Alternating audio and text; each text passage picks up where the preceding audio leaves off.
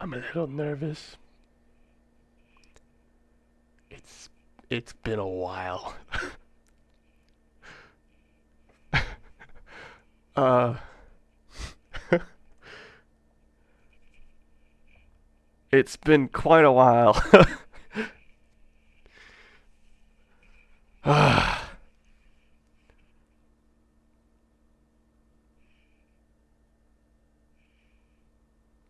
Oh man, where to start? So, I'm just kind of restate what I am putting in the description, which is for those who don't know, uh, I am one of Black Mesa Blue Shift's developers. I've been working for them since late 2021 as a mocap guy. But the last year and a half, I've transitioned to something called narrative design. And narrative design is a really fickle definition. It's kind of different for every studio. It's almost like each studio has a different definition for it, so it varies very slightly. Traditionally, a narrative designer's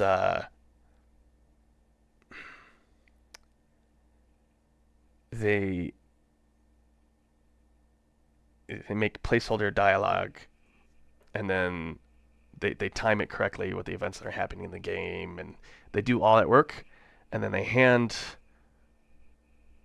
a text file to the writer, and they say replace these lines, make sure that each line is this many seconds long or about this many words or whatever, and the writer has to basically replace it. That's the narrative designer is a liaison between game design and writing. He's kind of a bit of both, or maybe like in my case, 25% game design, 75% writing, I guess. Um, for Blue Shift, at least, my job is to help Kevin. And Kevin is the voice of the security guards. He's also our lead writer. I'm kind of like a writing assistant, right? The difference here is that unlike a traditional narrative designer, our game designer, Saivo, already does what narrative designers usually do, which is write out when and where dialogue can happen and when it can be interrupted and how the player can mess with it by moving through rooms. And like it's even in a linear single player Half-Life like game, right, where everything's kind of planned out, there's still a lot of ways in which the player can mess up the dialogue or throw curveballs by doing strange things or by waiting too long or by jumping too far ahead by like running, like speed running through something. Like you've got a sidekick or, um, yeah. I mean, it's surprising how many things you have to think about, right? And so our game designer just kind of does it anyways. He's got the time.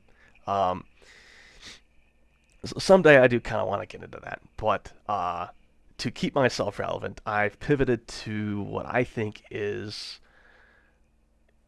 our weakest um, uh, our weakest strength, which is the macro level writing, like overall themes. You know what I mean? An example might be Half-Life's theme of human understanding versus forces that can't really be understood, or something, right?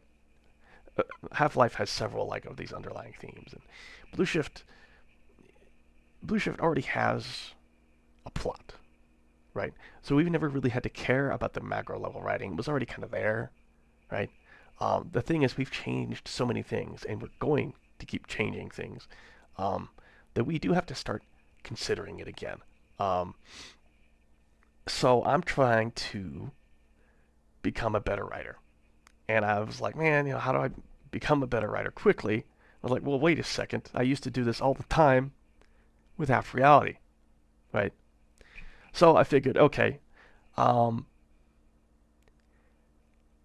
why not rewrite half reality from a macro perspective? We keep everything we've already made, um, or I say all the ideas we've already came up with, but I'm interested in, I guess you could say, restarting half reality. Now that I have a lot more technology and a lot more knowledge, and what I would kind of want to do is uh, sit down with you guys and plan out this series, because that's fun. Planning is fun, right? Writing is fun.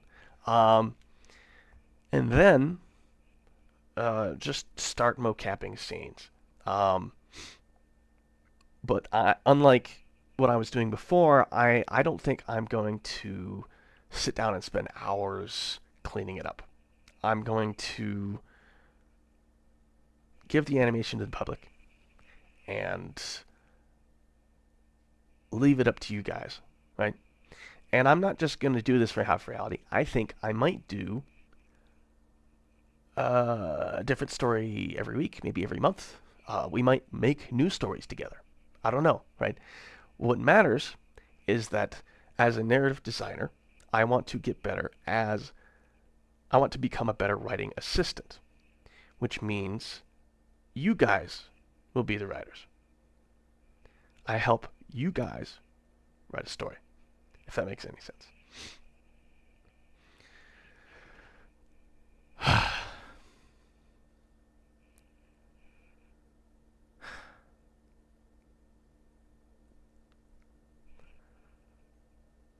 So the question is, where do we start?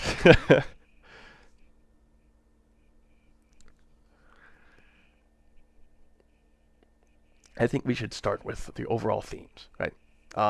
Let's establish what Half-Life's themes are first. Make sure that we're aligned with them, and then add a few of our own.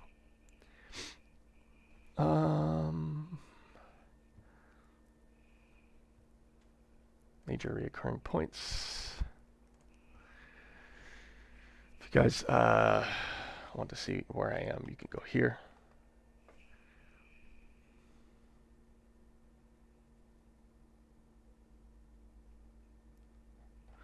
I'm going to make a checklist. Or can I just do a list? Maybe I'll just do a... I want to do a checklist just because it stands out a bit more.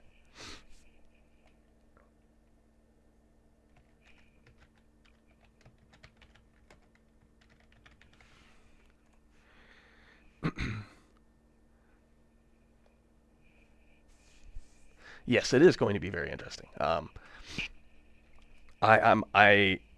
I have always wrote on top of something else, right? I've never made a unique IP before, right? So I mean, this right now we're working with half reality. I'll be in my element, but eventually, when we start making our own stories, I don't know if I want to do half reality all the time. We'll see. Then it's going to start getting trickier.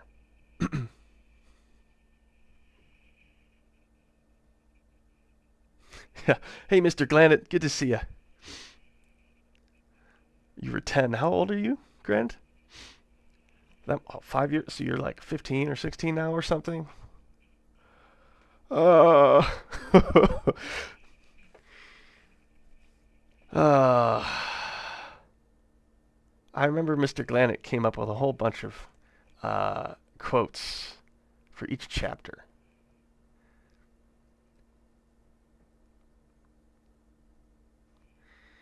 And those might be very... I want to put these back over here.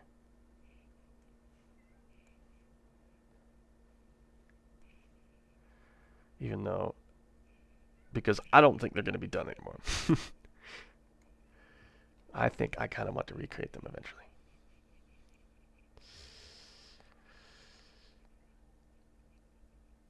$18. Dadgum. Yeah, it's... Yeah. Alright, so what are Half-Life themes? I'm just going to Google this because it's probably been debated by smarter people than me, right?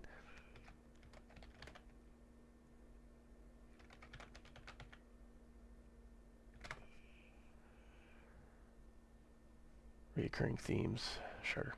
I don't know how much I trust the Combine over Wiki, but whatever. Free will and choice, pretty obvious. Science gone wrong. I guess.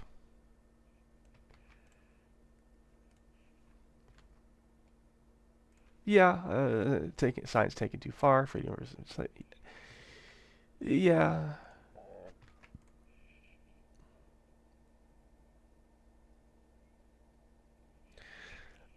Yeah, so I've heard.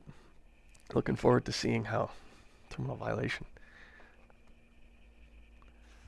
how that goes. Maybe I'll even donate some mocap or something. I don't know.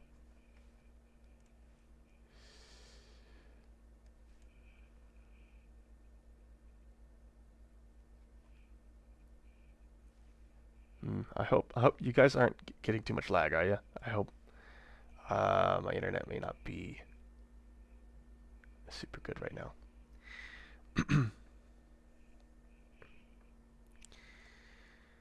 Loss of humanity, yeah. Well, this is all Half-Life 2 stuff. Some of this is Half-Life 2 stuff, so we should probably be more specific.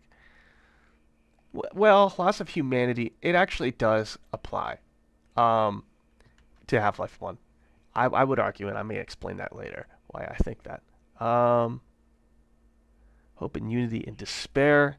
I don't know if that's a Half-Life 1 specific thing. This is pretty...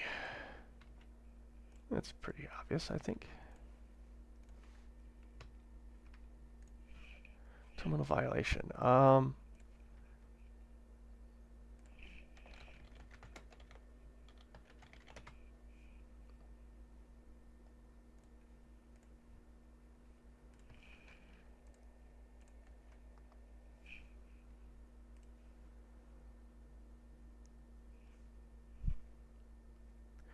Yeah, Walter Bennett's an old... you might remember him. He's an old friend of ours.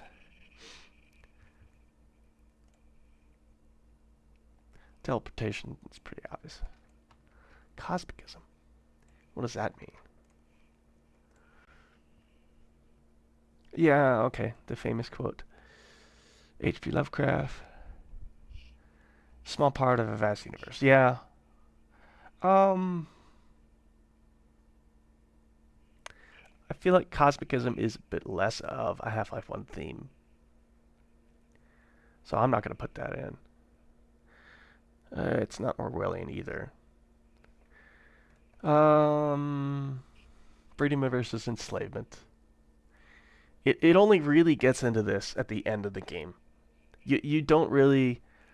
I mean, yeah, you see Vortigaunts with shackles, but it's not really explored very much, you know? So I'm kind of tempted to say that maybe freedom and enslavement isn't a Half-Life 1 theme. Tastes awesome. Yes, there's...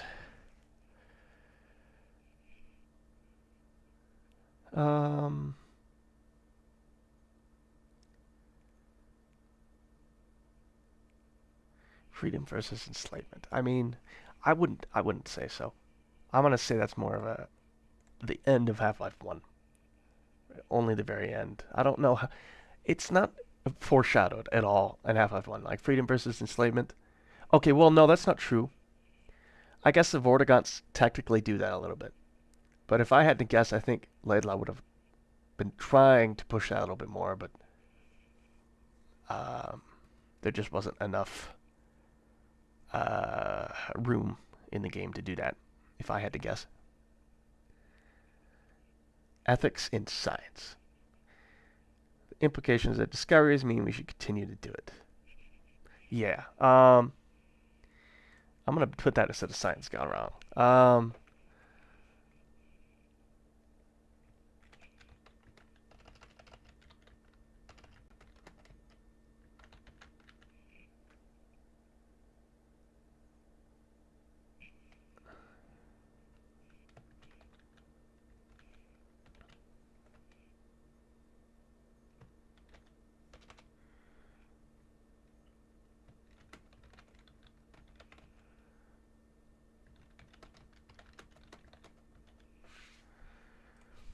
Yeah, I'm gonna put that in.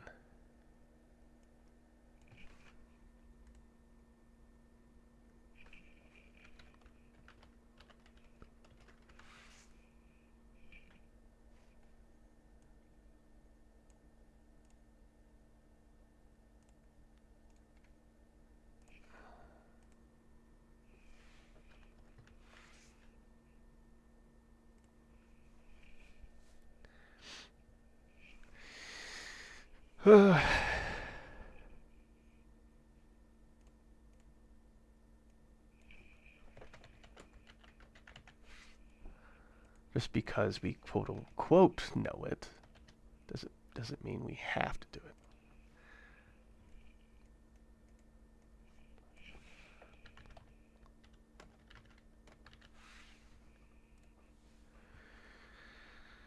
it. Free will and choice. I actually don't think that's a huge theme in Half-Life 1 either. Again, until the end of the game. Well, unless you count the linear nature of the game, where it's forcing you along a specific path. So, I think I will leave it there. Loss of humanity, in my opinion, that is a HECU thing. For Half-Life 1 at least. Because in order for people to for Marines to pull off something like that, they need to dehumanize the enemy. Um, that's how all atrocities happen, right? You have to manipulate yourself or others into not considering someone else as human before you can commit atrocities without harming your own mental health. That's kind of the key, right? No, you're good, Mr. Glanet. Very much a work in progress.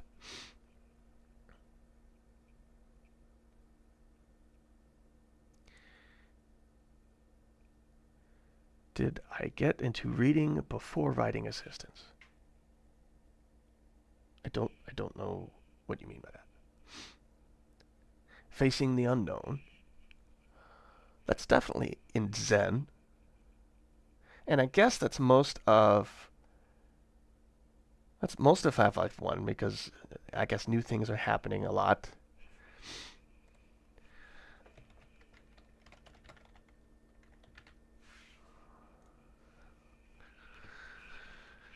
Um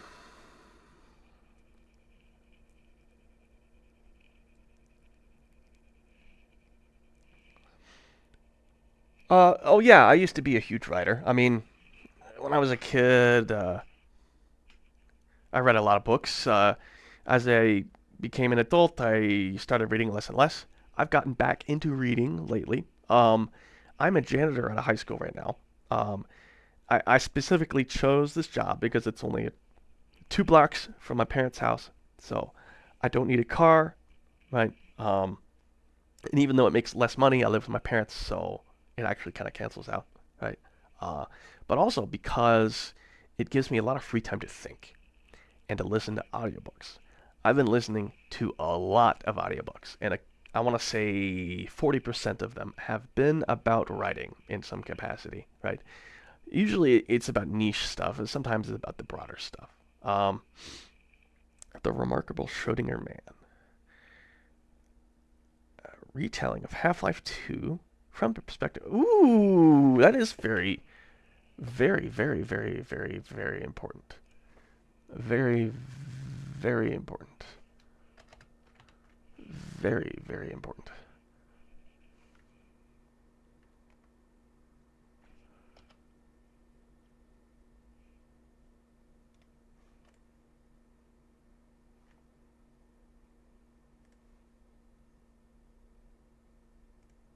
Okay.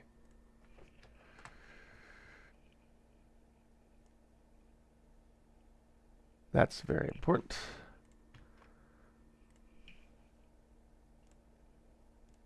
Yeah, I mean, so I've been doing especially back in my half-reality days, I did a lot of research into combat psychology, right? And my misconception back then was that PTSD could set in relatively quickly. I believe PTSD sets in after the stress is gone, the immediate stress, I believe. Um, which means that Gordon it doesn't have time for PTSD. All he really has is basically acute stress. Acute stress is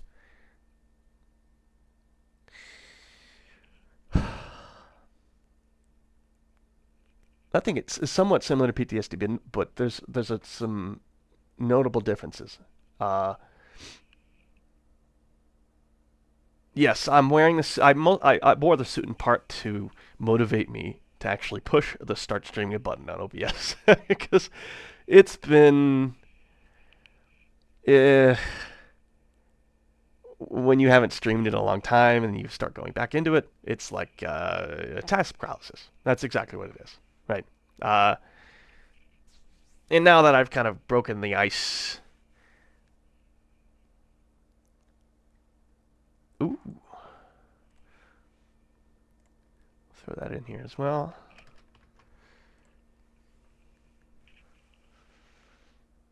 Mocap is the battlefield, and this is my armor. Anyways, I was talking about acute stress. So the thing with acute stress is that the brain doesn't like it, and it will try to protect itself. Um, too much stress for too long uh, will cause certain things. Um, now in Gordon's case, I mean it's pretty obvious. I'm going to start another checklist.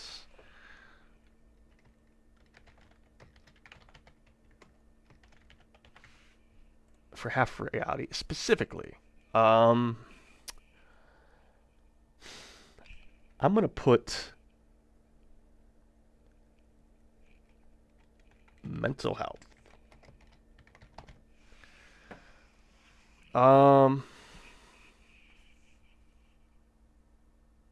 Right. It's important to distinguish it. Wouldn't that make acute stress chronic? I don't remember. We might have to start looking this up. I'm going off of memory right now. But eventually we probably should transition to actual research. Yeah, right. Well, that's the fun part. Brainstorming is always the most exciting part, and it's what I consider myself to be an expert at. It's what I constantly pitch to HECUC Collective when we are in our weekly meetings, weekly development meetings. That a lot of game devs they get so hyper focused on the implementation side of things, right? They hear an idea and they immediately say, "Nope, we can't do that," right? And I like to say that I'm a champion of brainstorming because I don't. I know how to not tell people no. I know how to reinterpret people's ideas, right? And that's very important when you're working in a team environment. People to reinterpret what's going on. Um,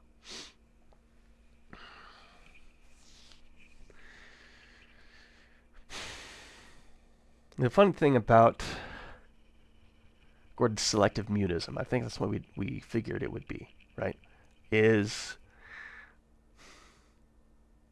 I think we decided that Gordon's selective mutism was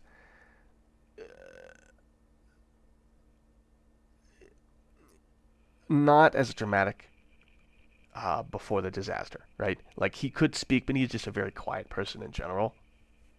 And he just preferred to use body language. Um, Sometimes devs seem too focused on brainstorming and then never get anything. Right. It's important to have both sides of the coin, and they often tell me that, right? Like,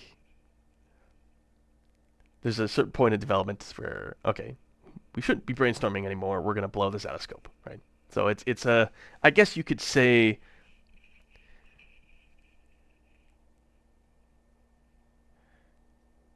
every good game dev studio needs practical people and dreamers.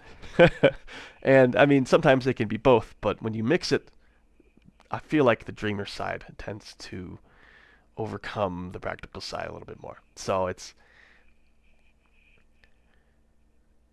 I don't know, that's an endless debate. The exact ideal composition of game studios. Um,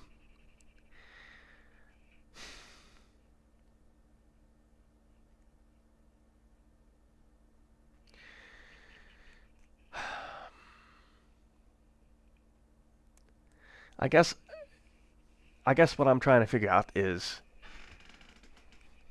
how it's one thing to talk about themes. It's another to actually uh, execute those themes, right? To make sure the player can actually understand them. A lot of what me and the other we call ourselves lore heads in HECUC Collective are we talk about so many things, but the opportunities to actually execute on them aren't unlimited, right? Or there is no way to execute it without it being obvious, right? Because you could say, good storytelling. I think most people would say good storytelling is nuanced, right? You want to give, you want to explain some things, but you also want to let the reader, the viewer, the player, um, think of their own stuff, try to find their own theories, right? Come to their own conclusions, right? But you want to guide them. How do I put this? You want to guide them to the story that you carefully crafted, right? But you also want to make it feel like they discovered that on their own and that you didn't just tell them, right?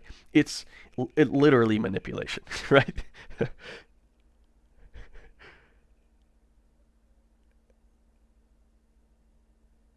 Oh, hey, Hero Brian, it's been ages. Is he stupid? So, Gordon's selective mutism is, I think, it is a good way to, I should say, a tool to execute the mental health theme. The problem is, if he is silent the entire game, then it's never really emphasized. Does that make sense? Like if I was Laidlaw making this from scratch, I would have had Gordon speak in inbound and maybe anomalous materials just 2 or 3 times, right? Very short, simple sentences. And then after the disaster, not speak at all. Or try to speak but can't. Does that make sense? Because that makes it a little more obvious, you know? Um, but because everybody already has uh, what a 20, how long has it been? 26 plus 2, 28 years since Half-Life 1 came out. People have had almost 30 years to think, to cement in their minds that Gordon never speaks, and if we trod on that, it's going to piss them off. You know what I mean? So, how do we compromise? Good stories are engrossing. You feel like you can't help but keep engaging. See what happened next, right? Poor stories are artificial. You can see what the writer's thinking. Right. That's what I was thinking, Kawa. Um, that's what I was thinking, Kawa. Like, not literally speaking, but doing kind of. Gordon technically makes noises, right? He makes pain noises, like with fire and stuff. You know what I mean? He's not. It's not like his tongue has been cut out, I think. But I think maybe the compromise is. I agree. I think the compromise might be to short laughs, very, very short, right? We really, really boil it down, right? To be as subtle as possible, but still present. That way there is a very clear change. I don't know. It's tough to talk about because we're taking a very serious liberty if we do that. You know what I mean? Gorgeous Freeman. Yeah. It has to be Ross Scott. Yeah, maybe we could get Ross's help. The problem with any kind of voice acting is scheduling uh and like we could ask Ross to do 3 or 4 things for us, very short things, right? He grunts or coughs or a short laugh or a chuckle or whatever, right? And he could do it, but if he wasn't a voice actor, I would be afraid of. One thing I've learned watching Kevin work is that there's a lot of work that goes into processing voice acting, right? Yes, the actor's performance is really important, but there's still a decent amount that has to be done. And I'm worried that if we rely on somebody who is not an active part of our community to voice Gordon, then we'll be in trouble. Does that make sense? For Half Reality, I usually voice acted Gordon. Um, I can give it a try, right? Especially if it's not actual speaking. But I'm afraid my voice might be too distinct. So maybe we'll think about it, discuss it as a community, and I don't know. But I think, oh, that's nice.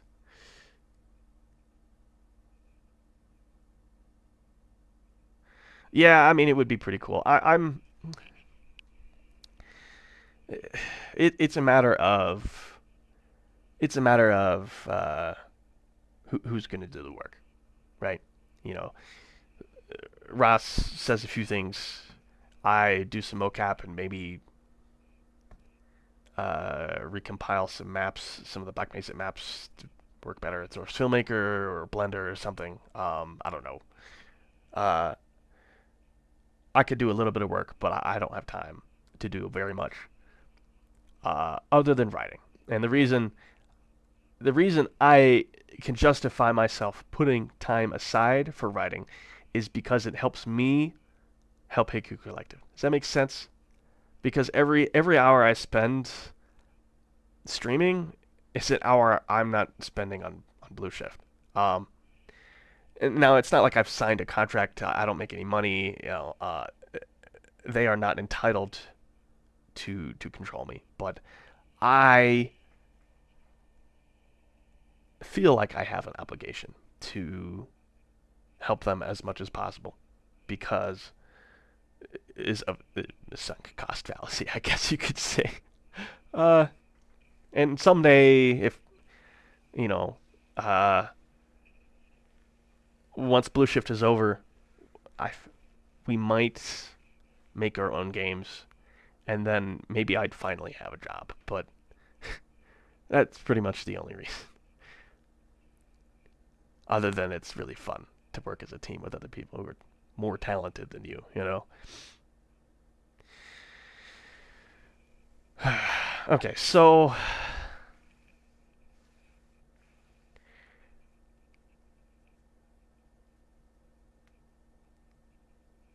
let's see. Oh, honestly, I kind of want to make a Miro because I'm much more of a visual person than I am anything else. I'm going to do this real quick, just in case. Unlike when I used to work on HR, I have a lot of spoiler-worthy content on my computer, so I have to be careful, very careful now what I do. I am a janitor at a high school that is 2 blocks away from my house. because you're British. Rip.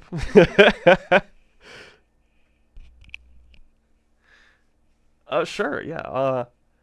I'll uh, I'll take a look at those links later, Mr. Glannet. I mean, I guess I could now. Actually, what am I saying?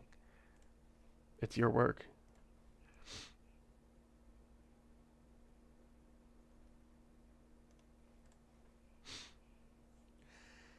Okay. The Remarkable Schrodinger Man. Chapter 1. Attempt. 1. I didn't see you get on. Gordon Freeman blinked. He was on a train. The G-Man was gone. Before him in the train car, gripping a vertical railing, was a man with black-brown skin and ebony hair. Dressed in a faded blue shirt and pants, not unlike a nurse's. How old are you, Mr. Glannet?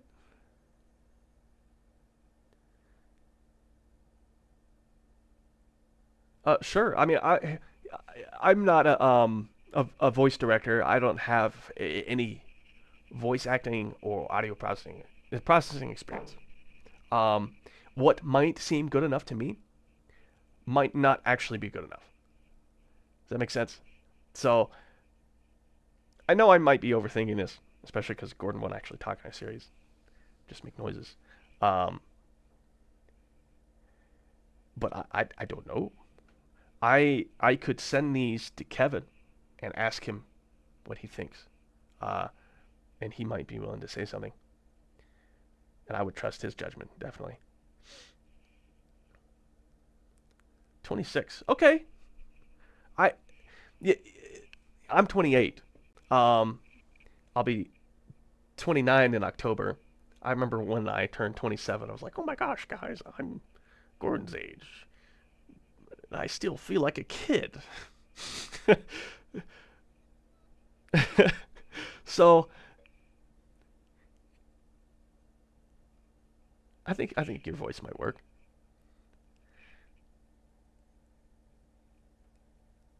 Gordon Free Jeans. Uh, I'm getting some latency issues on my end, so I apologize, Grant.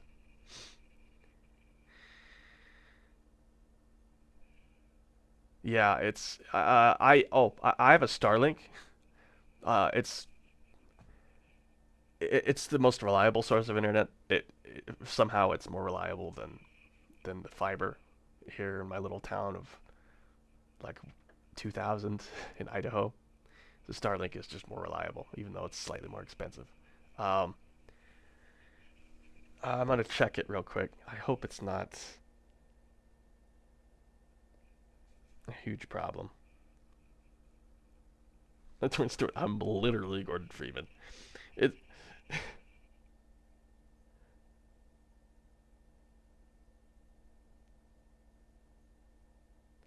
I'm not seeing.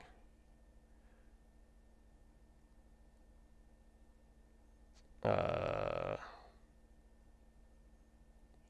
I'm not seeing any issues on Starlink's end. So maybe it's uh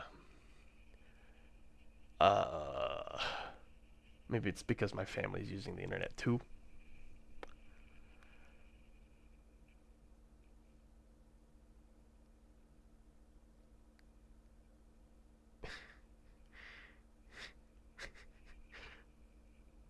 I'll ask the machine gets.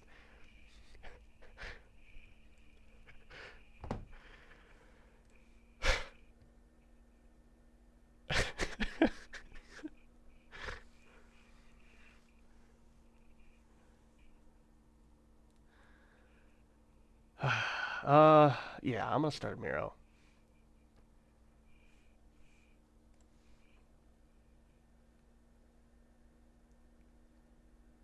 Yeah, right. I mean, all of us are busy. Uh, everybody's busy.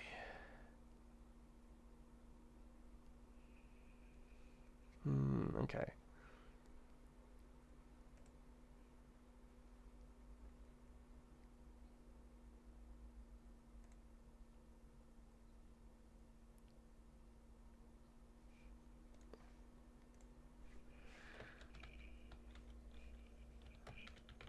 Now, I might move this Miro somewhere else eventually, but for now,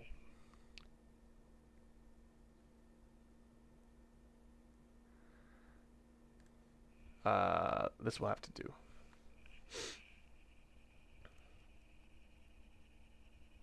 I'm afraid I use Miro for HECUC Collective too, so I'm trying to be careful to not accidentally switch to it. So I don't know. I may copy paste everything to a more public Miro board at some point, but for now this will help organize thoughts. So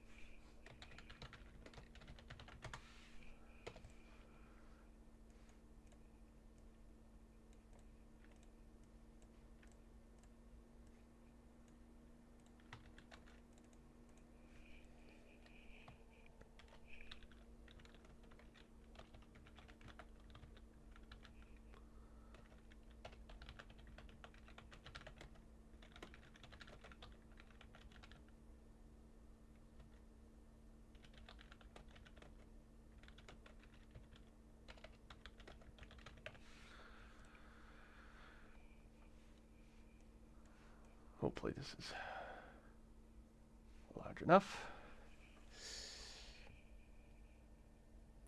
Yep, that's validator. Yeah, you're going to see a little bit more of that here and there. There are better animators on the team now than me, which is why I mostly focus on pre-visualization. I help just plan stuff out. Help remind the team, what kinds of emotions the player is supposed to be feeling at particular moments. An example would be yeah, another big theme that will go into mental health is desensitization.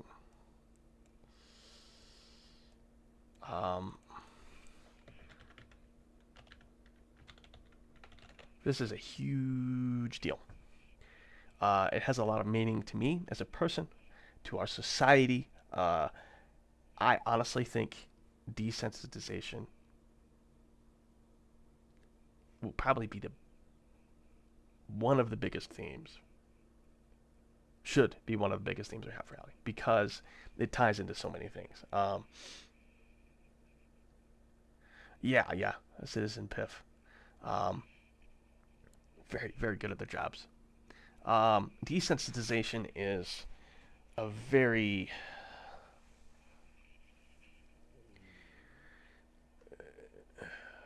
it has meaning to everybody. An example would be, first and foremost, game developers get to desensitize to their own work. They won't, they sometimes can't feel the emotions that their characters are feeling because they work on the same scenes over and over and over again. It's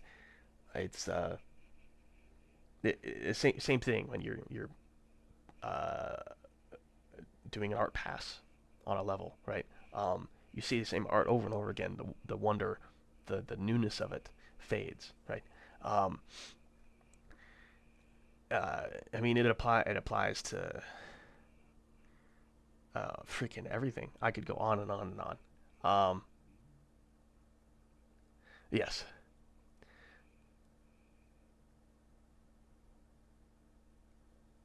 Yeah. The Trello's a freaking disaster. So we should absolutely be trying to salvage what we've got here, but uh, there's a lot of information to go through. So I think what I may do is open the Miro to several editors who have free time, and they can go through and I don't know, try to put together. Maybe we should try to focus on just the skeleton, and then someone else can put in the meat of the muscle.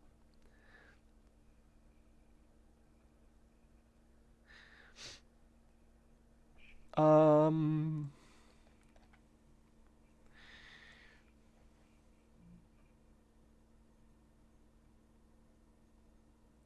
Desensitization is also what happens when it is I want to say a defense mechanism. It is a response to acute stress. Right, the body, or the brain, uh, tries to kind of cut itself off from what's going on around it. Right, and that can lead to I think it's depersonalization.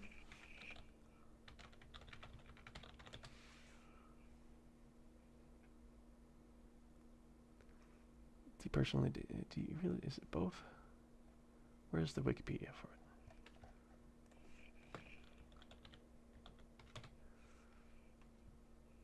Also, please don't make fun of me for using Edge. I'm using Edge because I don't use it. If I used Opera GX, which is my normal thing, you'd see a whole bunch of tabs with spoiler stuff on it. So, for my own safety, I'm using Edge. Disassociation in general, yeah. So, maybe I think I'll combine sensitization with disassociation. Is that spelled correctly? I don't think it is. Whatever.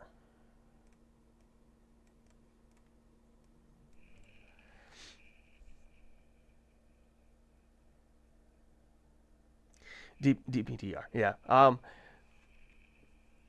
Edge and Bing, yeah. Do not edge the Bing.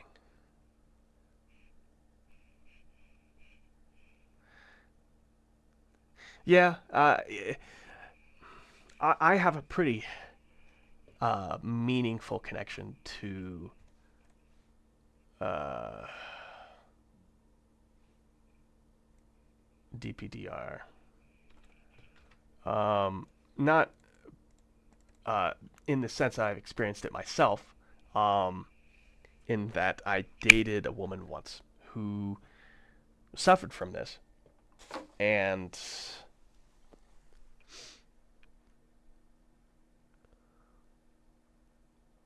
it actually kind of matches the behavior of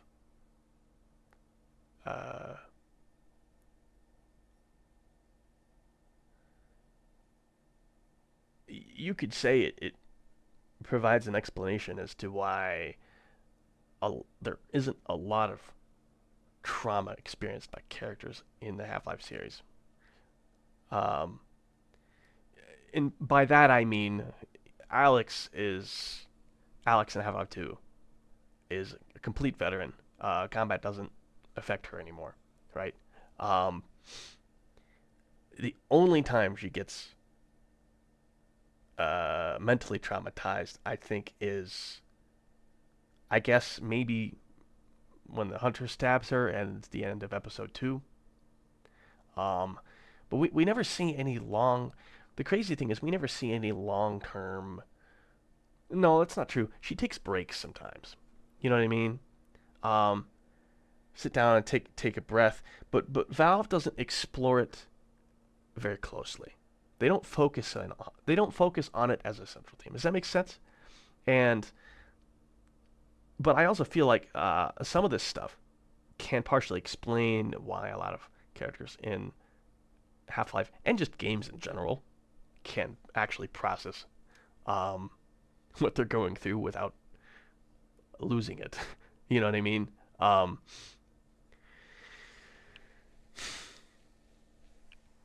uh, as far as what Gordon experiences, though,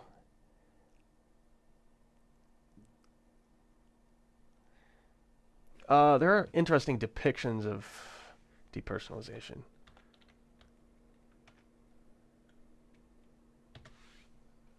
Uh, uh,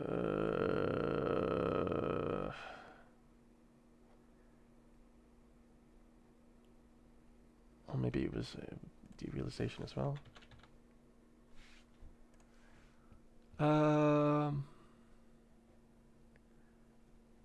Like I saw one once a really long time ago that I don't want to say it's like an out of body experience. Something like this, right? The problem with this is if we represent this in the series, it can't be all the time because that would affect the quality of a lot of things. So it would have to be during certain moments, maybe.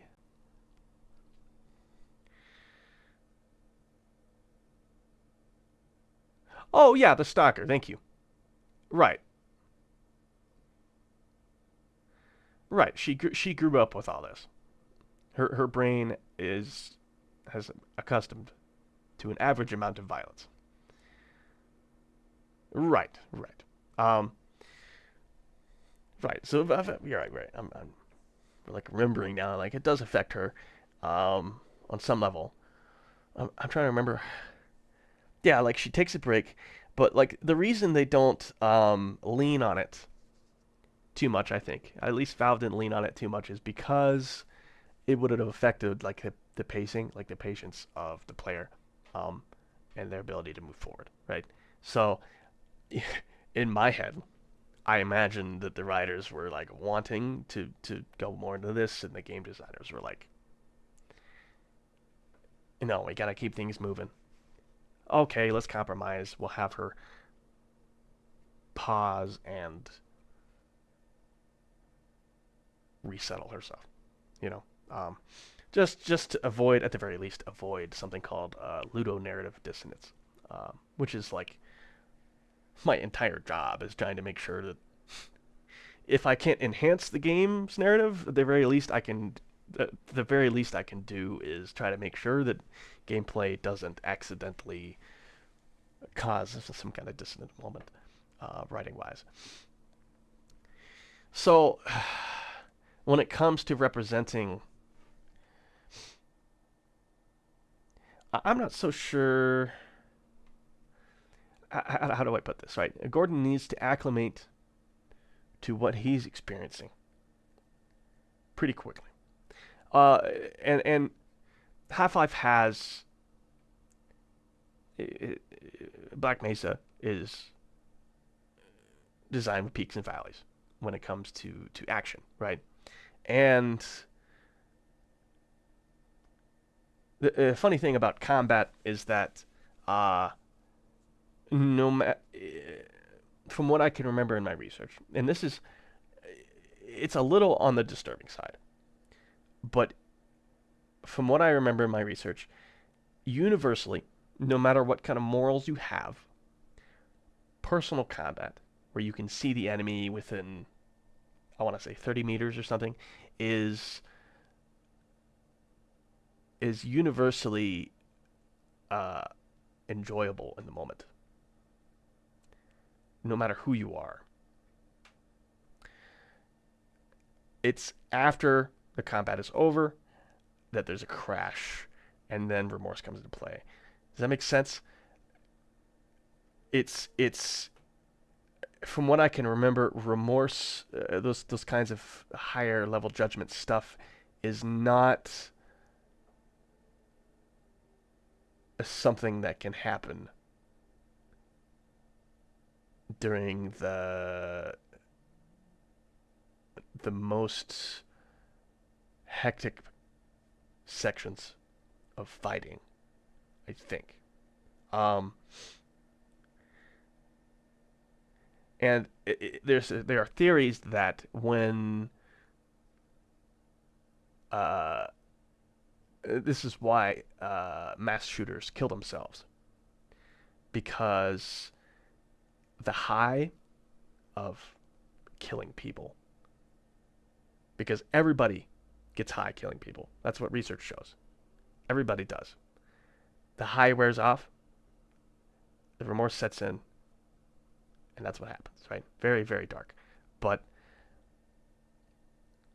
apparently that's right? And it's not necessarily an enjoyment thing. I think it's like literally an adrenaline thing. Does that make sense? A little bit more, be a little bit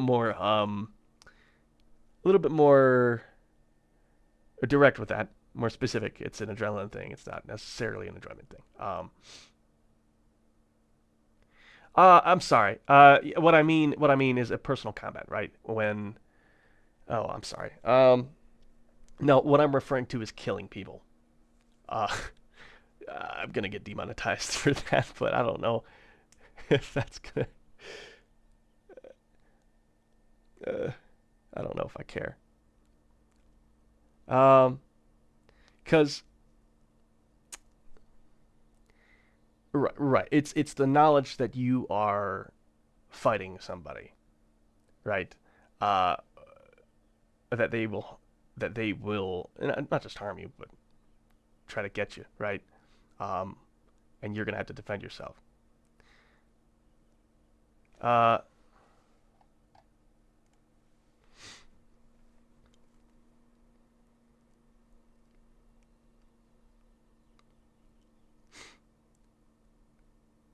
it's the knowledge of that I think is what I'm referring to, not specifically fighting. Yeah.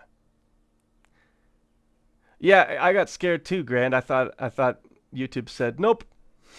You're talking about crazy stuff. No more stream for you. Um,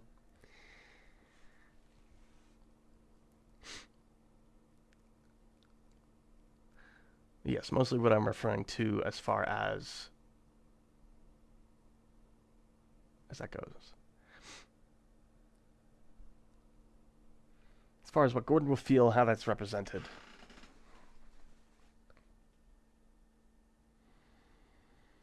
Mm. Honestly, it's a very difficult thing to. It's one thing to say what would realistically happen, and it's another to say what actually fits better as a storytelling tool.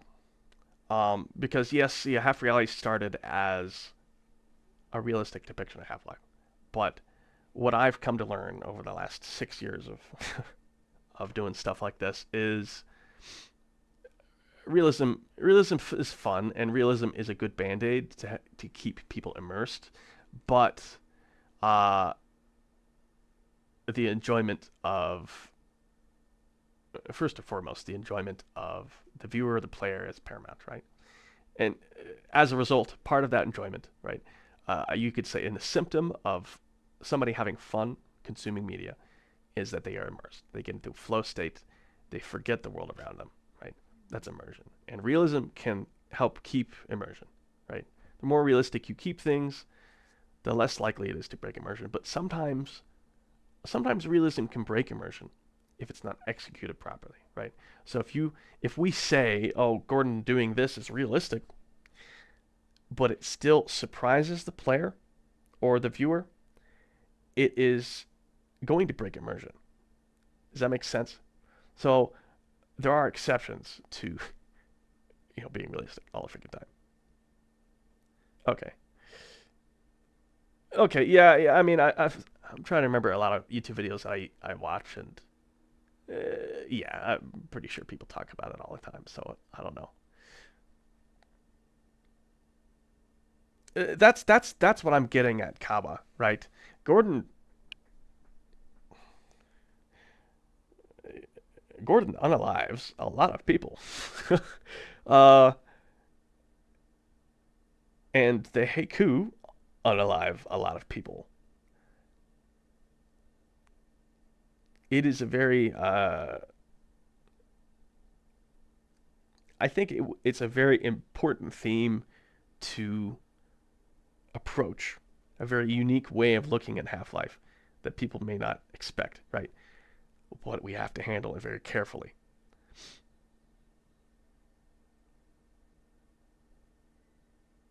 Responsiveness.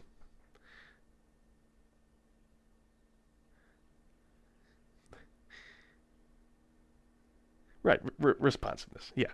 Um, uh, yeah, that makes sense. Right. It makes you feel part of the game. It doesn't take you out of the game. Um,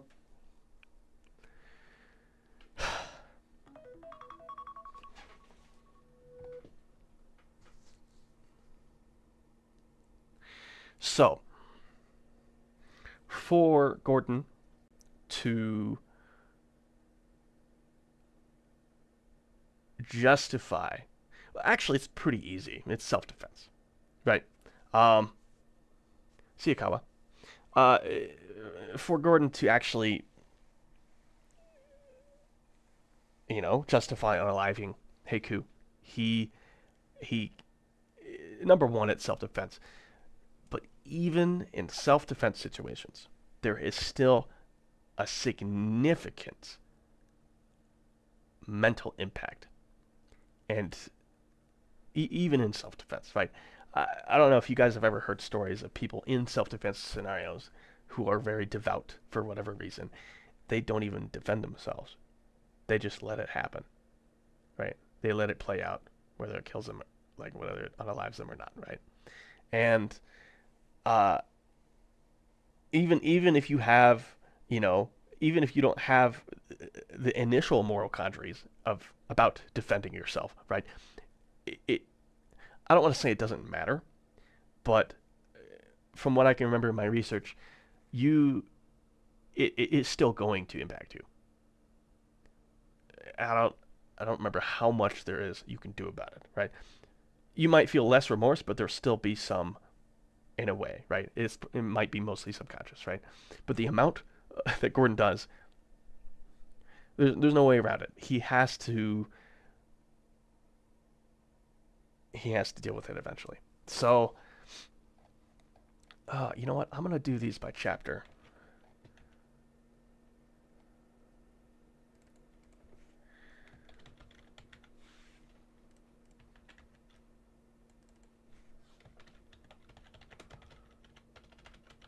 Establish a timeline.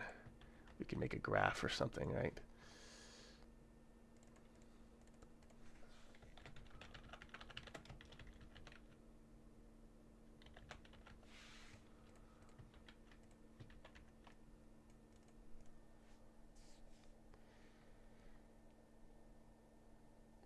Right, right.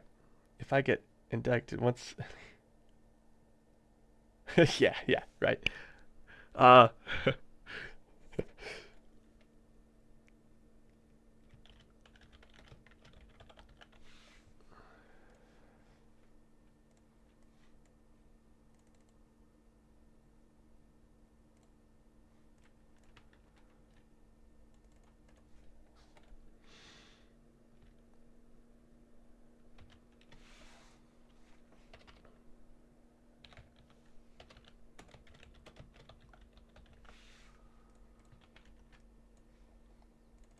hmm,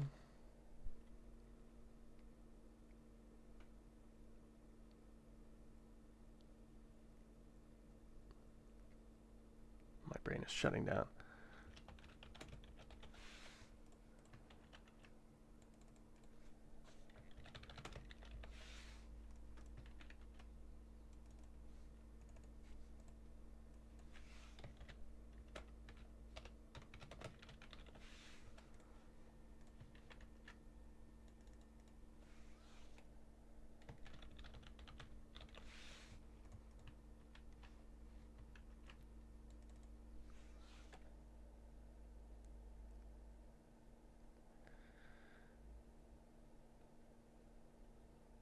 I need to tiger training.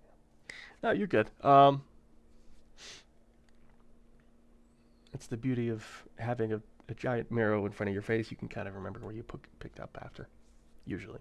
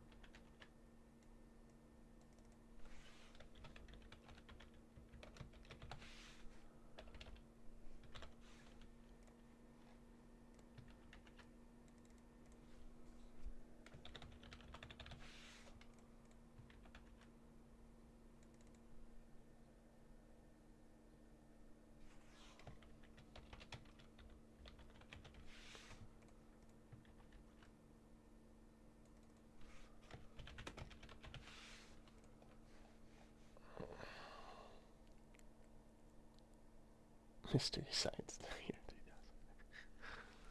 So, I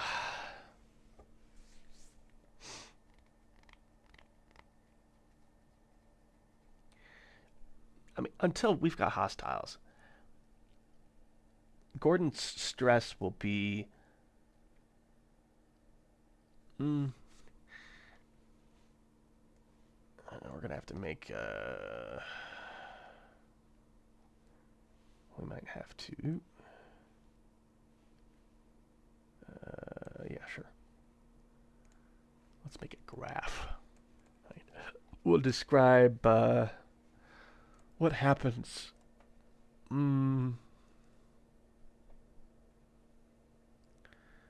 Let's say just with a black marker for now.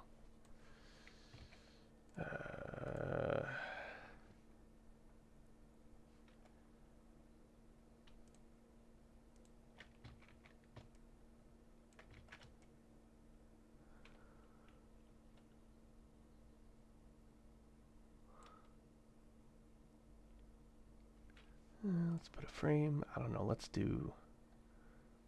We need it to stay readable, so let's do it pretty small, like this. And then a stress that Gordon experiences offers and consequences. Something he's never experienced before. It's going to be maximum, I think. But then it's going to subside as he gets accustomed to it. Right? Let's over the course of most of unforeseen consequences.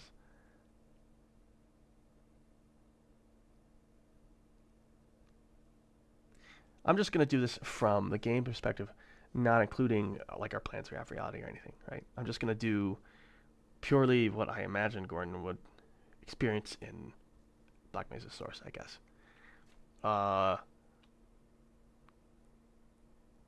Maybe a little bit in Office Complex because he's actually trying to protect people, I would say.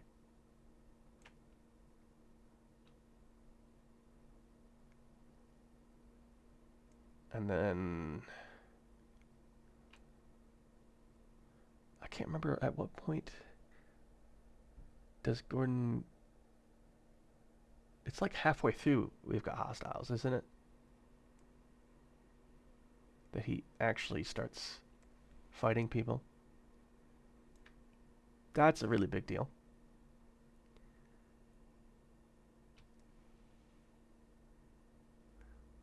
And we'll go to right there maybe, and then we'll go.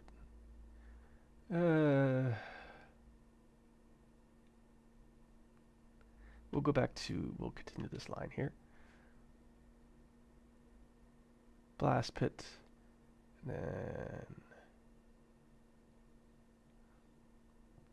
because he doesn't come across any people really, he doesn't have to fight anybody. And then power up is a couple guys, but it's not. It's important, but he's already killed. I don't know, maybe 20 people at this point. So a little bit less. Well, there's a big creature too. Let's go right here.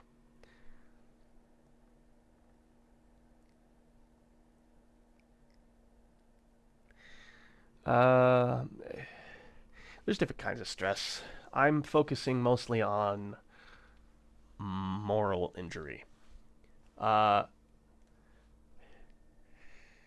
In a combination with stress, I need to define this more clearly before I start going off the rails.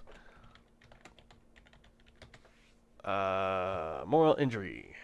Psychological, social, spiritual harm that occurs when a person's deeply held moral beliefs are violated, either by their own actions or or by others. Unaliving people.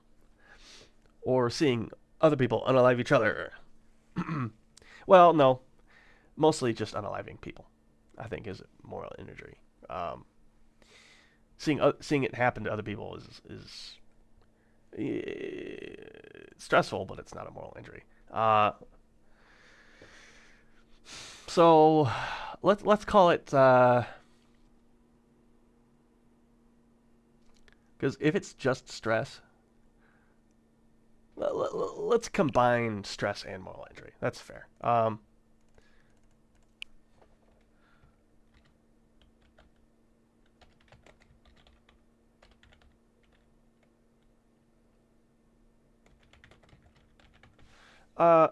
and I might do it with different colors too, just to make it more obvious.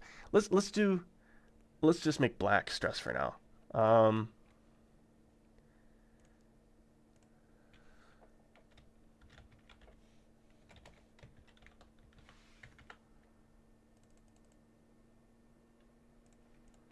And we'll do I don't know. Let's do blue for moral injury.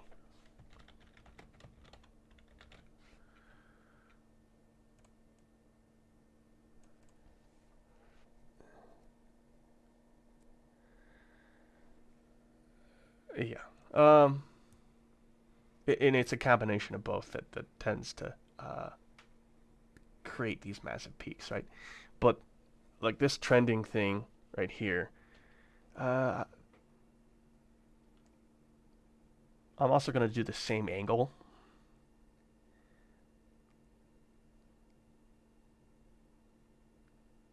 See, power up.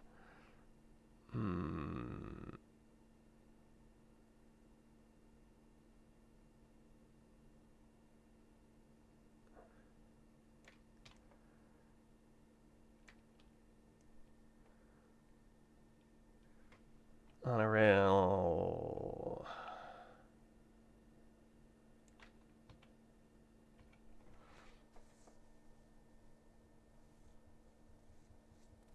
Leading up to the experience, not knowing how it will turn out. That's a good point. That's a good point.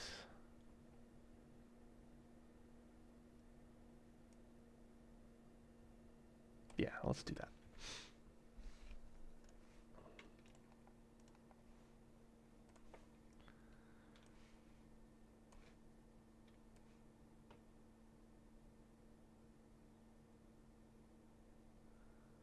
Yeah.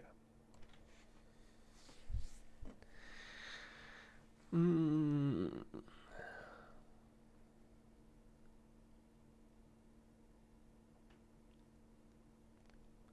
Hmm.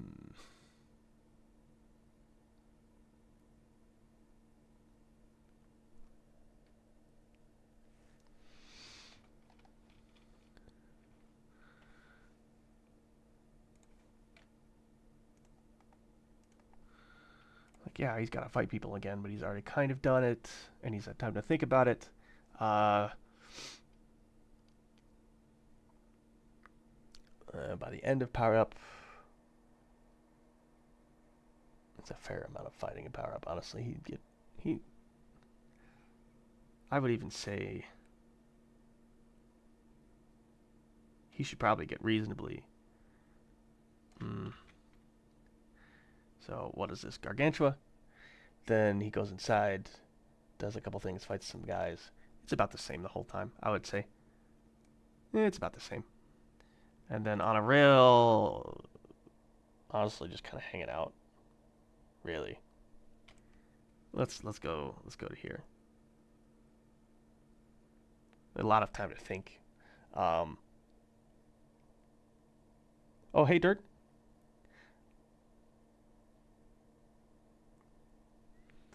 Uh,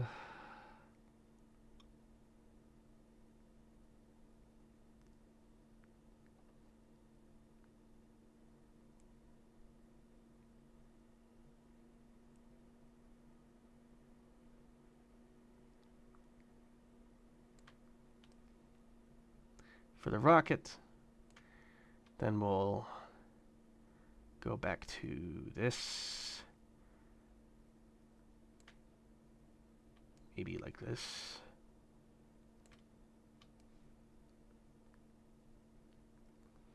Residue processing is honestly, by the time residue processing rolls around, Gordon should be completely accustomed to fighting Xenians. I don't think it should be stressful for him at all. You know.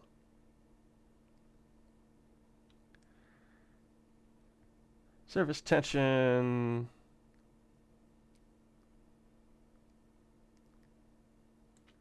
A little bit. Well, let's see. Oh, actually, beginning of surface tension is pretty crazy. So, yeah, and then we'll keep it relatively high. Relatively high. And then we'll drop it a little bit more and forget about Freeman. And then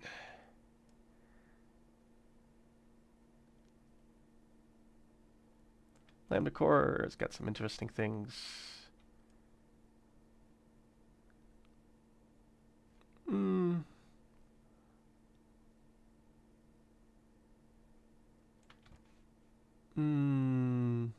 Just because the stakes are high.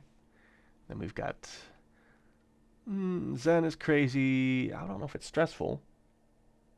It's just dealing with Xenians. It's not really a big deal. You're hopping around, so maybe there's a little bit of stress. Getting used to a new environment, right? And then testicle spider.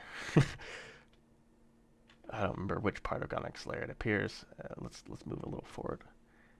Testicle spider. That's new. And then we're back to normal.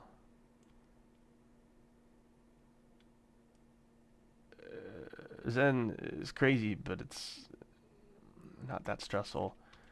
Nihilant's kind of nuts.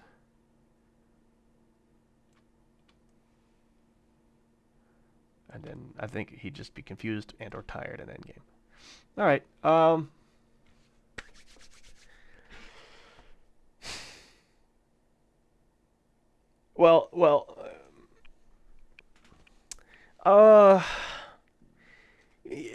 Compare it to everything he's been through already.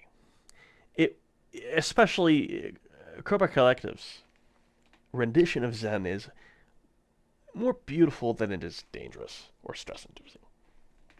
I mean, obviously, following to his death, the danger of that is kind of a thing. He'd probably be more scared of that than he would aliens, but I think all the things he's gone through, and this is why I have his stress trend like this, because he's getting used to it. You know what I mean? I tried to do that. I tried to do that here by like that, right?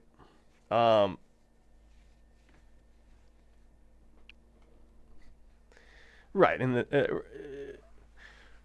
right, he gets there, and then lots of different things happening at a new place. A little bit stressful.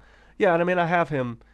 There is a higher bit of stress here at the beginning, and then it trends downwards as he gets used to his environment again, I guess. And I guess mostly at this point, it transitions from. Let me do blue so that it makes more sense. Moral injury.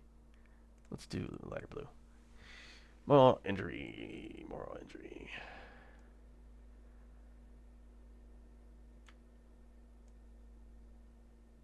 Does it trend in anomalous materials? He doesn't do anything. He's tried all he can, so there's no moral injury here.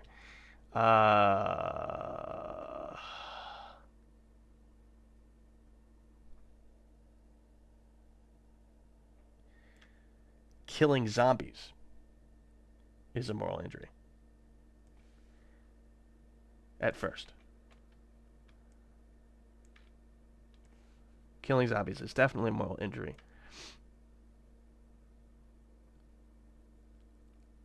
Then, I think it would stay this way for a while. He needs to kill a few more zombies before he gets used to it, you know?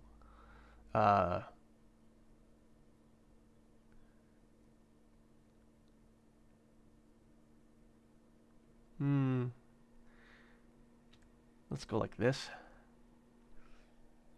I'm trying to remember. Yeah, let's go like this. Let's just match the stress. That's fine. Office complex, it continues to downward trend. He's still kind of fighting zombies. And I guess he comes across Vortigaunts, intelligent species he might eventually... I don't think, like, the Vortigaunt, the one... Was it only one Vortigaunt enough for the consequences? The one Vortigaunt he comes across, I don't think he's going to have time to understand that it's sentient. So I don't know if he's going to care that much until he's had time to think about it, maybe. So... But Office Complex, it's going to be more obvious because the way I do it, right? Or at least the way it's portrayed in Office Complex, it seems a lot more coordinated by that time. So let's just match the stress again. You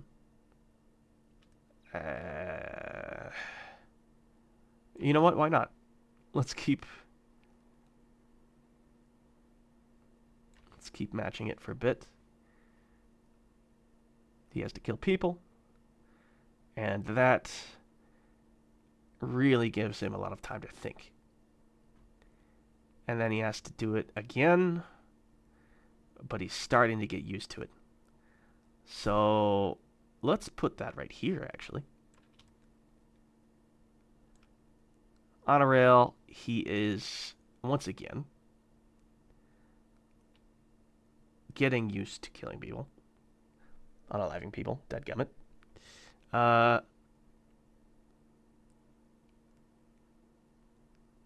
then I think this would just continue to trend.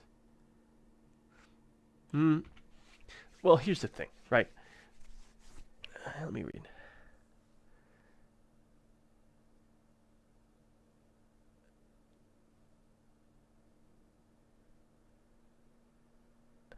So here's the thing about combat psychology.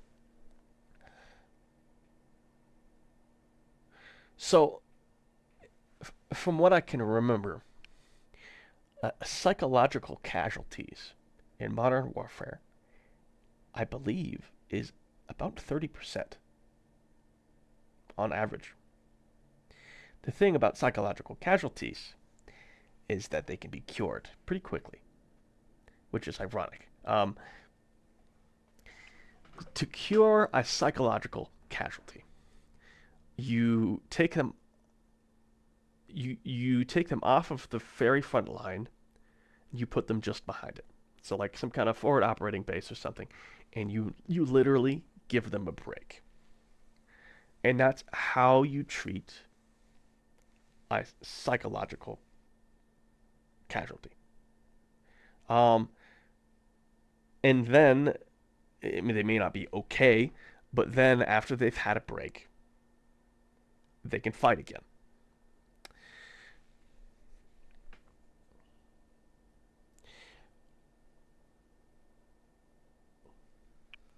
The thing is, I'm trying to remember, and this really just depends on whether it suits us or not. So, realism versus whether it suits us, it really depends. This is up for debate. But I almost imagine that the more Gordon has time to himself, the calmer things are, the more time he'll have to think about what he's done, what he's gone through, what he's seen. And I suspect it might be worse for him. And the reason I say this is because this is common in veterans. Some of the more combat experienced ones continue to volunteer for deployments because they don't want time to think. They don't want to return to, like there's a specific adrenaline high that they're missing, right? And realistically, I don't know how this would happen on a smaller scale like this, right? Because usually the scale I'm talking about with veterans, it's on a weekly or monthly kind of thing, right? For Gordon, though, it's an hour by hour thing, right? I kind of want to represent that. I think it would be good to represent that.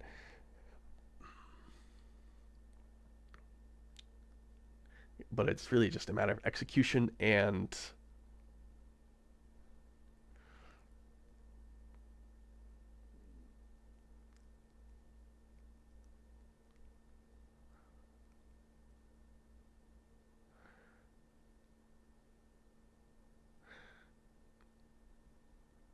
Yeah.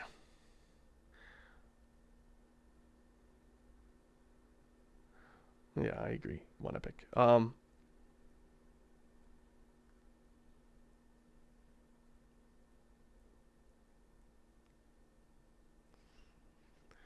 The player moves quickly, more quickly than Gordon would. I absolutely agree. Um, the way I almost want to interpret it is he doesn't like resting for too long. And what that does is that allows us to keep pushing the story, to not keep the story too slow. That's pacing is a very important issue when it comes to creating an enjoyable experience for the viewer or the player, right? So, despite what might realistically happen, we do need to keep things moving. Maybe he should go slower than I think a player would. Absolutely, right? He's going to be walking, kind of, for most of the game, right? Um, and I think a good way to affect him not taking breaks for too long, like sleeping or anything like that, is he doesn't want too much time to think.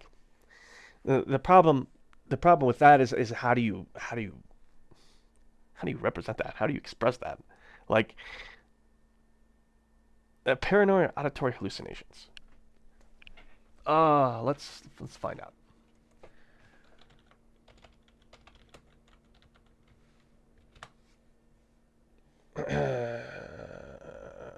Wikipedia. Give me the Wikipedia.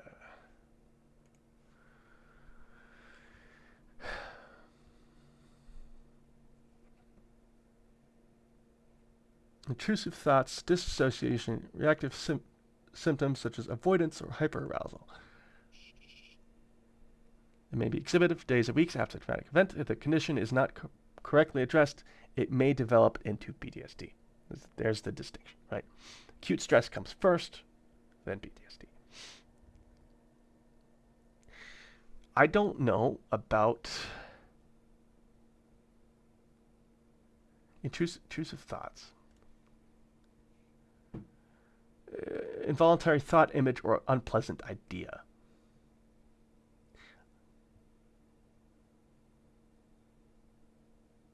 So, if we do acute stress, the way we need to handle it is not to imply it is a hallucination. We need to imply that Gordon is thinking about it. These are his thoughts, right? So like an echo of a baby crying, right? Just to be spooky, it wouldn't fit. Him thinking about something he did 15 minutes ago, yeah, yeah. I think that's a pretty balanced way to handle this, anyways. And that's the thing, right?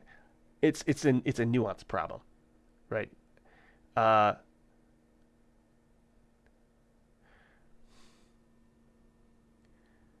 if you lean too much into it, it's going to break people out of their immersion. So nuance is always something you have to practice until you've foreshadowed something enough that people actually kind of expect it, right? And there's what's a good way to put this, right? You want to subconsciously foreshadow things to the player so that when something happens, they simultaneously expect it, but could not have been able to predict it. Does that make sense? Because if it's too unexpected, it's totally going to, it might slightly reduce the amount of immersion they feel.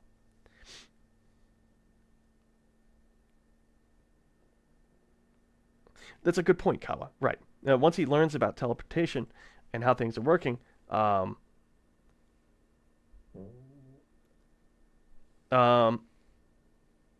there is a constant stress of aliens teleporting in. And I think that's kind of why I have the red trend down here, right? As he gets more and more used to Xenians, in general, the idea of teleporting aliens, I think I'm actually going to change. Yeah, I I think I made a mistake here in apprehension. Apprehension's pretty chill.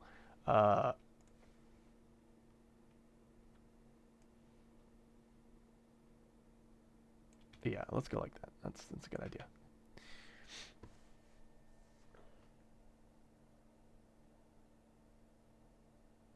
I wouldn't be surprised, Dirt. Yeah. Truly random oscilloscope. Well, if that were the case, they would teleport inside walls, and then you could really have some fun trying to figure out the implications of that. That might explain the structural problems in Black Mesa instead of just the, like, fancy space magic ones, right? People spawning inside walls and either exploding or my favorite theory is that they fizzle out. Fizzle out, like the combined energy ball or something. But still leaves some kind of hole. It fizzles out where they appeared and it fizzles themselves out or something, right? That would be how I would do it. Go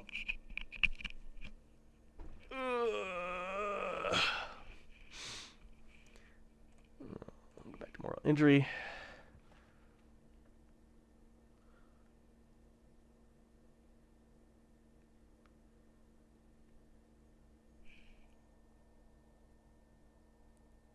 Yeah, that's barnacles going on at ceilings. That's a really interesting one.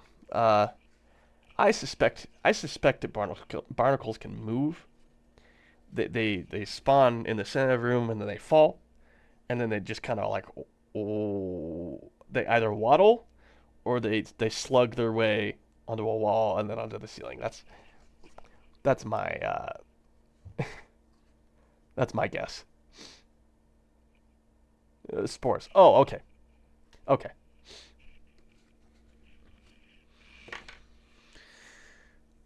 Let's see.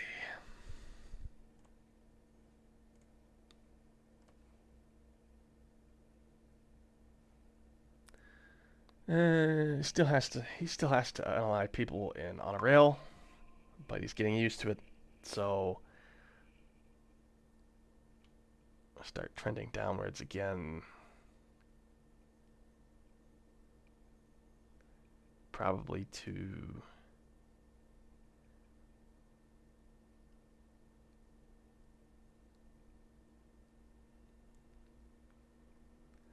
I don't know if moral injury is the right. Is moral injury the right definition?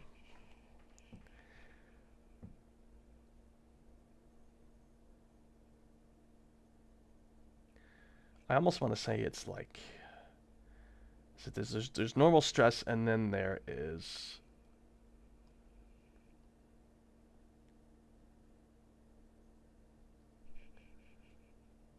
mental health condition, but that doesn't. Maybe moral. I think moral injury might be the best.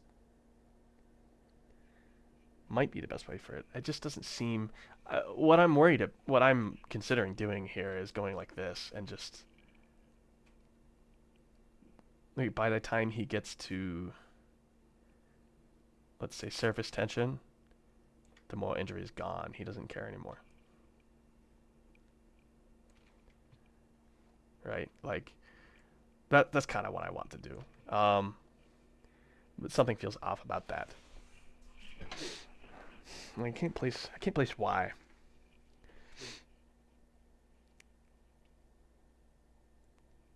Vortigons put them on the ceiling. That's fun.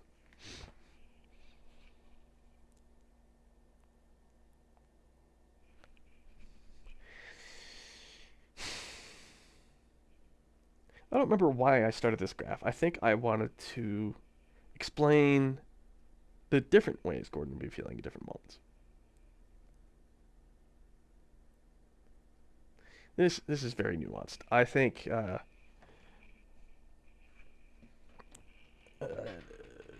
more research or talk to a psychologist or something, or maybe I'll throw it at ChatGPT and see if it can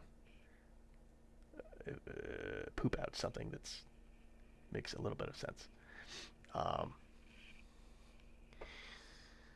For now, I think that's okay.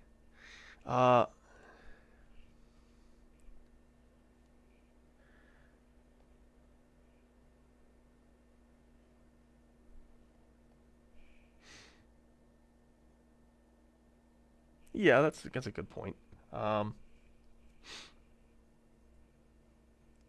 It's like two downward trending things. I put so much emphasis and power up because of the gargantua, and I feel like that's messing with the graph. Man, I wish I could see what Valve wrote for their notes on this game. I'm very curious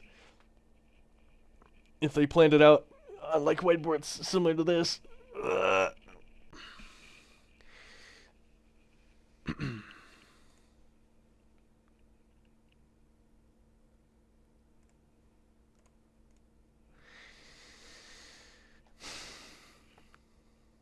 So yeah, like over time he gets desensitized to killing things in general.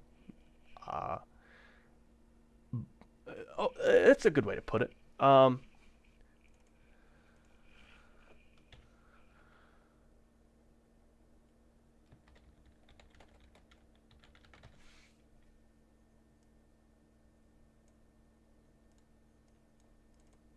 And then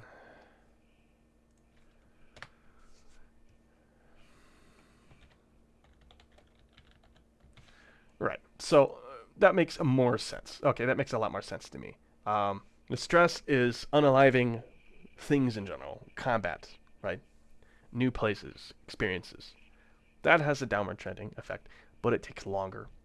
Um, should it take longer? Because I kind of have moral injury stop early.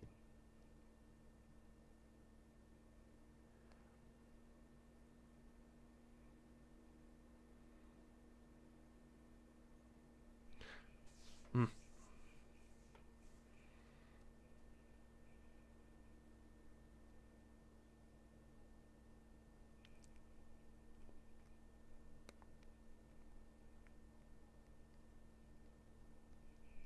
Hmm. This will change, I think, depending on what we're feeling at the time. But this gives us a skeleton, and I think that's what matters, right? We don't need to hyper focus too much. Dubious little creature. I don't know if it's like TV tropes and look at their character tropes. Thank you.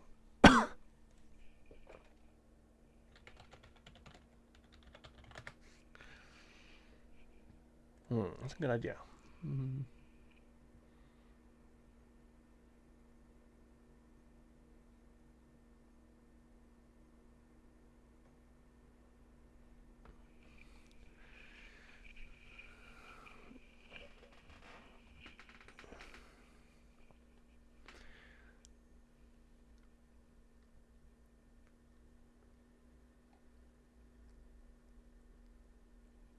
Characterization trope? No, I need character tropes.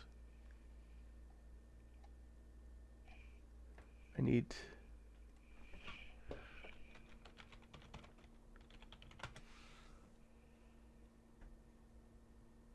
characterization tropes or just characters? Narrative trope. Uh,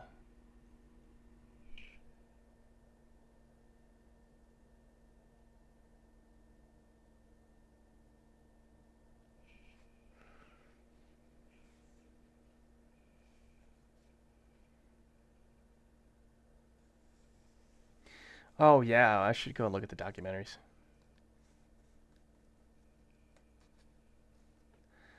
Okay, I'll try to be careful, Daniel.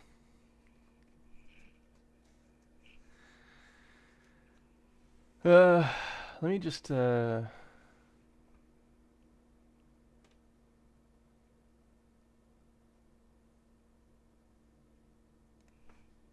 Reddit. Let's see why not.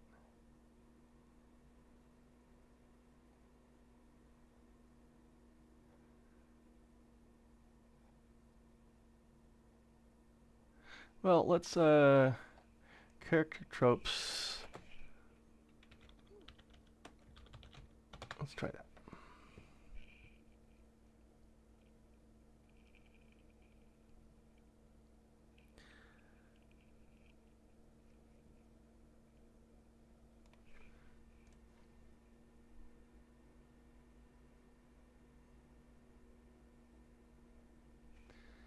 Oh, I don't know what I'm looking for.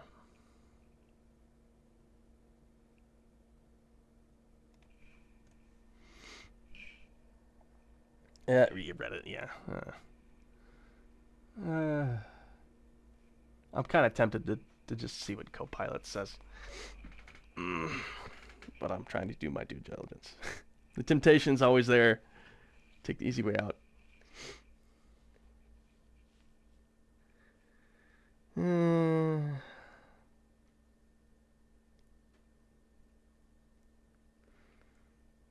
Yeah.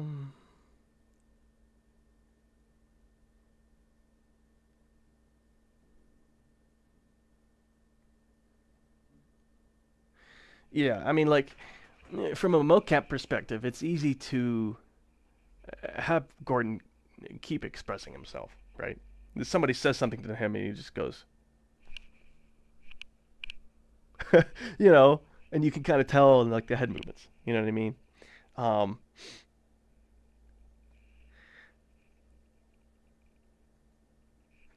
mm,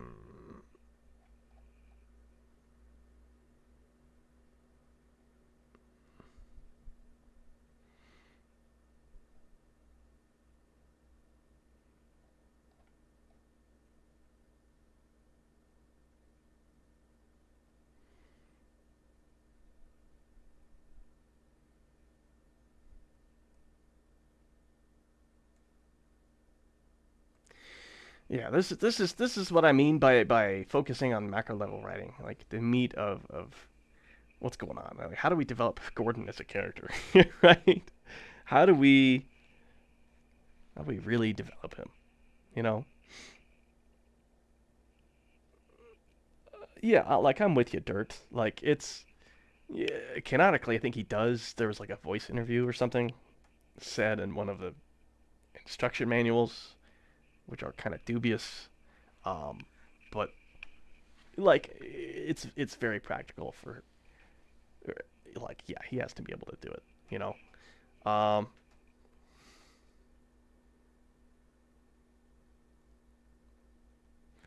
how do we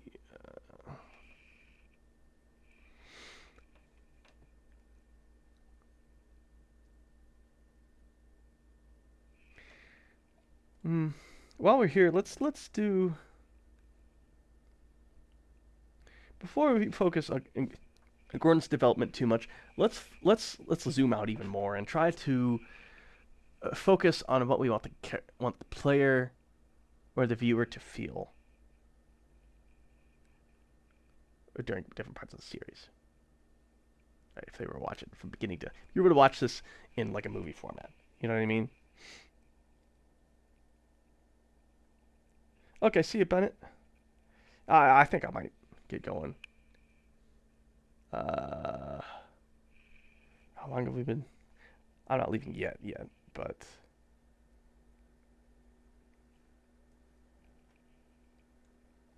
about 2 hours. Uh, yeah, maybe I'll stop in 15 minutes as well. I have a social battery that needs to be charged. Let's zoom out and focus on what the player, the viewer feels in Half-Life, and then we'll also do what Gordon would feel, or maybe we'll do what happens in Half-Life, and then do we want to match what happens in the game?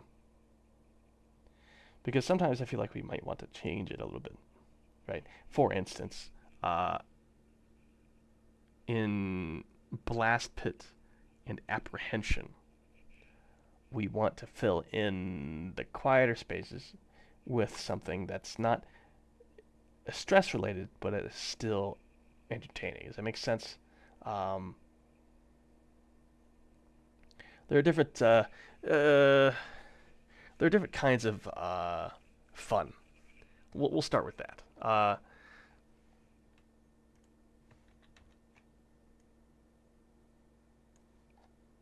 Yeah, let's see.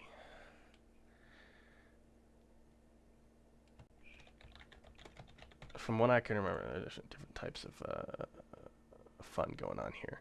And some of them are pretty. Let's see. There's a very specific. What's the Nicole Lazaro, I think.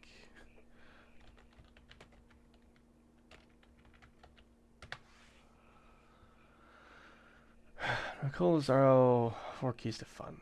That's what it is. Okay, so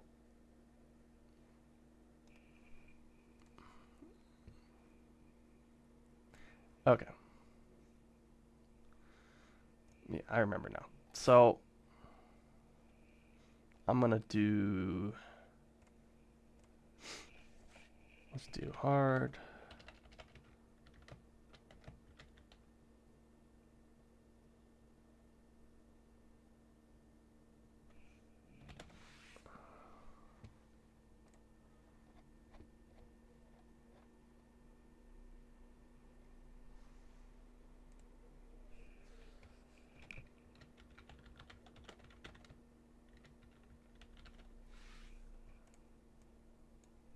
We'll put that as red.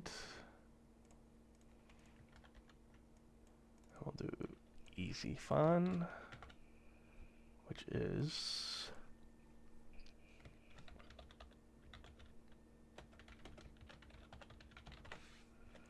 then we'll do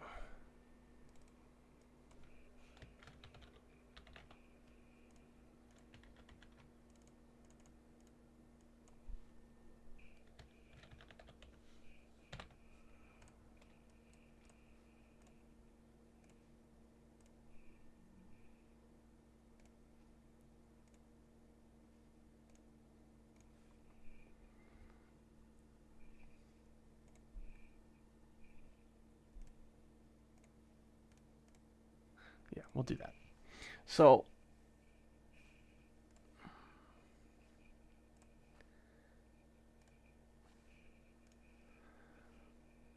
oh, hey, Best. I'm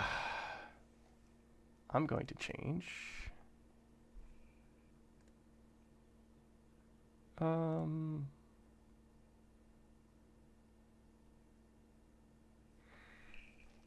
It should be about the same, I think.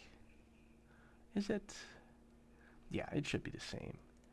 I'm just gonna control select all of these and turn them red. And then we can go back through and change it a little bit here and there.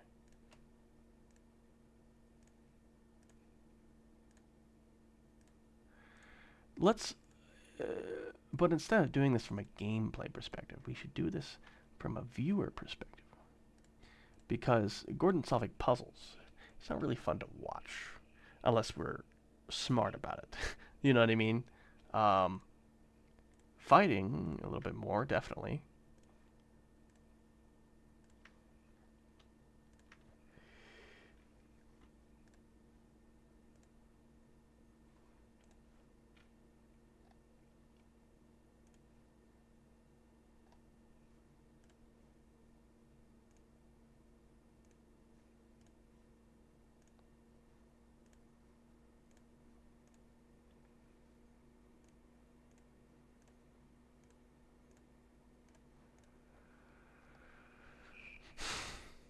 So there are 4 different kinds of fun.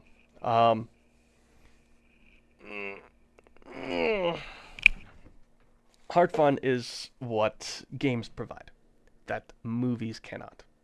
Uh,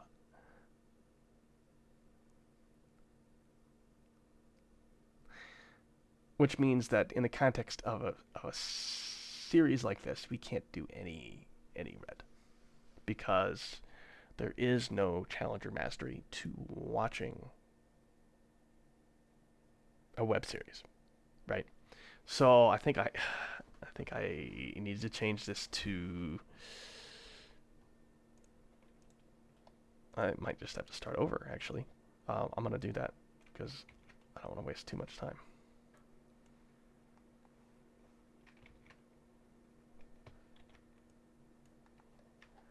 Yeah, let's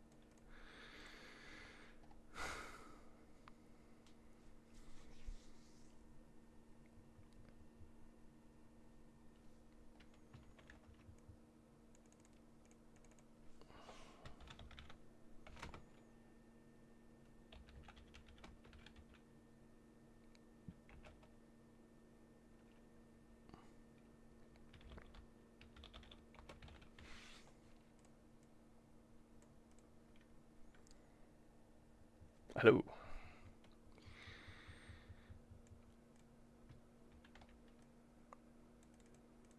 Um,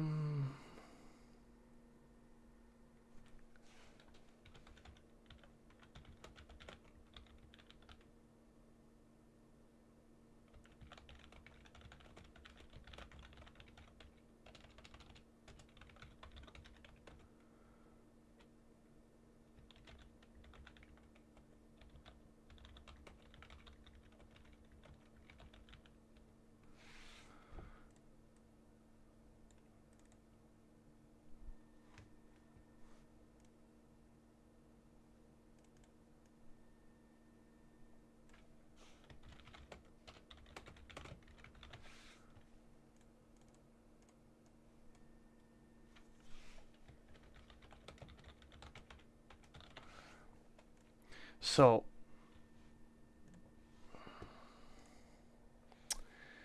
the thing about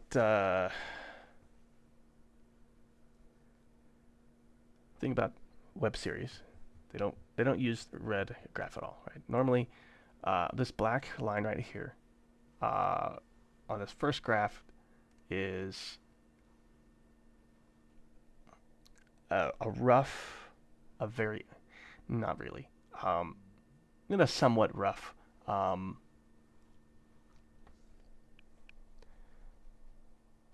representation of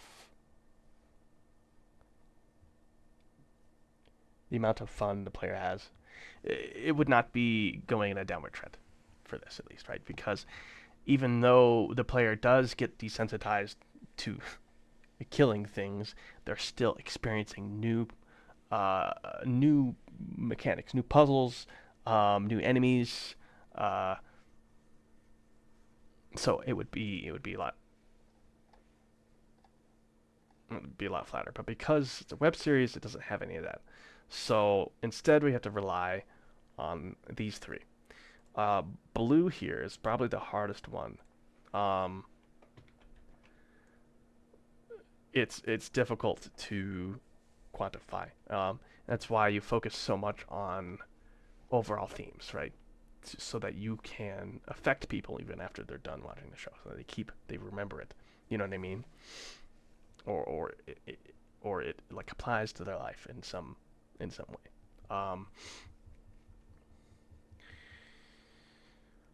Let's see. Well, honestly, before we get into this, I think I'm going to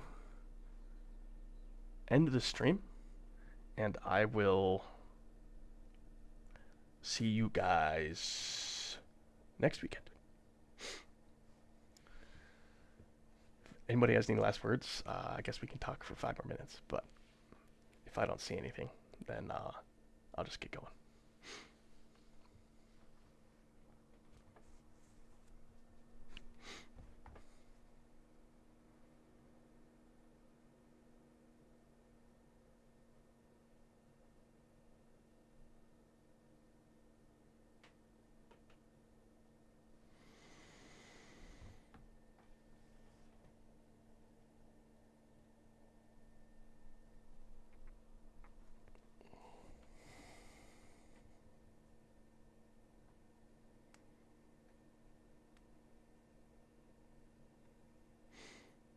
Mark Laidlaw's vignettes. I'll have to look that up. That seems interesting.